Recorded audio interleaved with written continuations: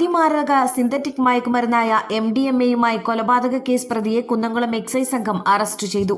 പാവിട്ടപ്പുറം ആലങ്കോട് സ്വദേശി ഇല്ലിക്കൽ വീട്ടിൽ 22 വയസ്സുള്ള മുഹമ്മദ് ഷഫീഖാണ് അറസ്റ്റിലായത്.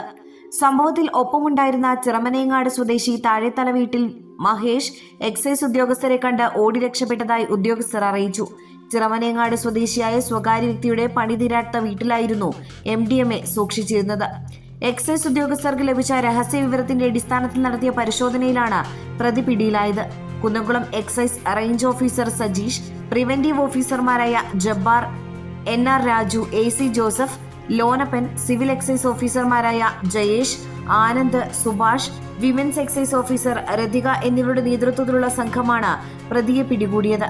തുടർന്ന് Kunnamkulam station house officer UK ഷാജഹാന്റെ നേതൃത്വത്തിൽ പ്രതിയുടെ ശരീര പരിശോധന നടത്തി.